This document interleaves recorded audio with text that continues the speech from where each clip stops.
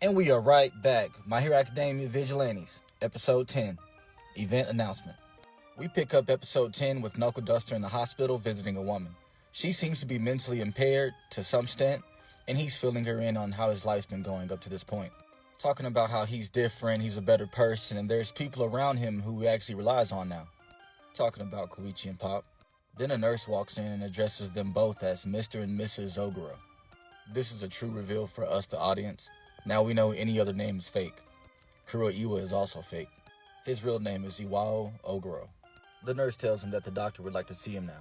The doctor tells Iwao that his wife's cognitive state is not getting better. It's either stagnating or she's regressing. He then flashes back to his wife on the floor after being attacked by Honeybee of all people. This gives us confirmation that he was personally after her for real reason, other than just being a vigilante. We also get a new job definition. Idol, an image or representation of an object of worship. A performer who capitalizes on his or her charm and personality. We cut to Soga, fake Wolverine, at Honey School looking for her. It didn't look like all the students knew who he was talking about, and a few of them were just getting creeped out. A few teachers ask him what he's doing, and then he just leaves. He really didn't want to cause any trouble anyway. One of the girls that we saw hanging with Honey notices him and slips away, and her friend notices that she's gone. She catches up with Soga, who's walking down the street, and asks him why he's looking for Honey. He says he really doesn't have any details on it, someone else sent him. Then the girl starts speaking as if she knows a little more than she should, and attacks him. Bees come from inside of her body. Honeybee's bees. And then we see her body drop, almost lifeless. Was Honey already controlling her with the bees? What can't that quirk do right now? We even hear a voice that sounds like a distorted Honey.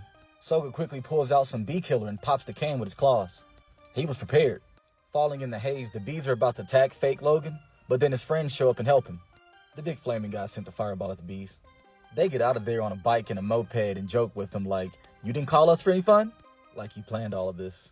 Back to Iwao, Knuckle Duster, finishing up the visit with his wife. We can hear her whispering for someone named Tamao to come home. It seems like she's here, just not very responsive or aware. Being a good husband, Iwao tells her that the doctor dropped some heavy news on him, but he'll still keep hoping for a good future. Regardless, just leave Tama to him, and he'll make sure that she comes back home. On his way out the hospital, he runs into Soga in the lobby. He was having a hard time finding Knuckle Duster because Kuroiwa was a fake name as well. But the contact information on the card is real, just not the name on it. So Soga tells Knuckle Duster that he managed to track down the school from the uniform that Honey was wearing, and got attacked after he left. Most students didn't know who he was looking for because Hachiska, that's a fake name. You guys pay attention to the picture of the long-haired girl.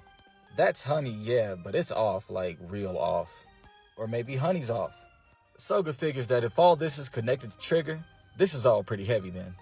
Then he asks if Knuckle Duster's partners know about any of it. Koichi and Pop.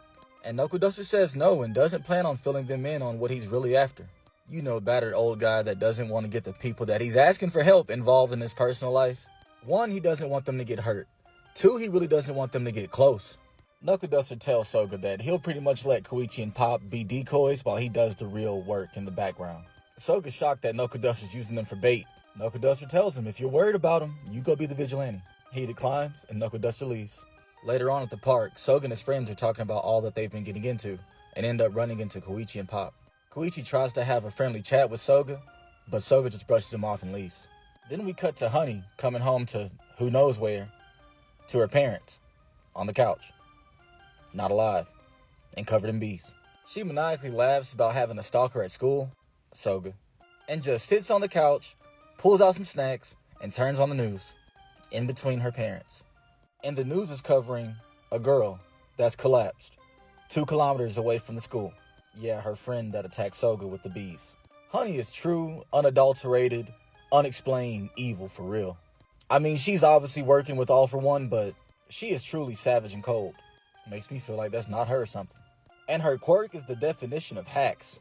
Stinging you to death, controlling people. As we've seen, she can store the bees in herself and other people. Not to mention the bees themselves can carry poisons and toxins. Did we miss anything? After a Knuckle Duster workout montage, we cut to Koichi and Pop. Pop has an invite to do a performance on top of Marukane department store in front of Narahata station. Koichi decided that Pop is getting more traction. Pop is nervous. She doesn't want to get compared to other artists and tank everything in front of everybody. She also doesn't want to risk this being the last opportunity that she gets like this. They ask Knuckle Duster, and he gives some advice that I think we're all used to hearing. It's better to have tried and failed than never tried at all. Something everybody probably heard around her age. Especially if you had some type of extracurricular activity or performing arts dreams, you know where they're coming from. Leaving out the door, Knuckle Duster gives Pop one last, "You got this, kid," and goes about his way. He was very supportive and uplifting this time, showing us that he really is an adult and a parent. Still wanting more advice, Koichi and Pop call over Makoto. Makoto pulls up and immediately lets it be known that she knows who everybody is by calling Kazuho Pop Step. They've mostly only talked when Pop was dressed up. She thinks Koichi told on her, but this all came about when Koichi saved her from the whole bus incident. That solidified her theories. Makoto tells Pop that she won't tell anybody about who they are or what they do, which she won't, but she still wants to join. You know Nancy Drew. Whatever you need, come to Makoto. She's got connections to the press, the police, and various celebrities. It's either Makoto or Koichi and Knuckle Duster going door to door with no understanding of PR. So, Makoto for the job. So the Marukane department store wants Pop for an open event involving local artists where they're providing free food. Pop now thinks that since it's a free event, they must not think much of her. And then Makoto says that maybe we can make this a bigger event for Pop than they're planning. Cut to a villain in the city on a rampage again. It's a quirk user that has gigantification, a crab quirk, and flight, all in one. We already heard his voice. I'm akinning all of these villains with multiple quirks and the trigger to all for one. I mean, at this point, is this a crab that has flight and gigantification? Or is this a human that has the crab power, the flight, and gigantification? Captain Celebrity flies in with his new entourage of manly men who only stand for justice. And he beats the villain effortlessly. But then he gets a call from Makoto, finessing the situation for Pop. During the Godzilla-esque villain's destruction and fight, there was so much collateral damage and debris everywhere that the people of Naruhodo really haven't forgiven Captain Celebrity for being so reckless in the fight. So she wants him to come and support the Marukane event to add a little more progress and to boost publicity for Pop. Captain Celebrity really doesn't even have to be there. Marukane just has to credit him with cooperation. So Pop can really be his representative. While Makoto is on the phone with one of the bigwigs, they ask if Pop can join an ensemble where they all sing the Marukane department store song. We play the song and Pop is already in love with it as it's already got like a pop idol style. She's nervous, but she's happy to try. Later on that night on patrol, Koichi and Pop run into the middle school homies again.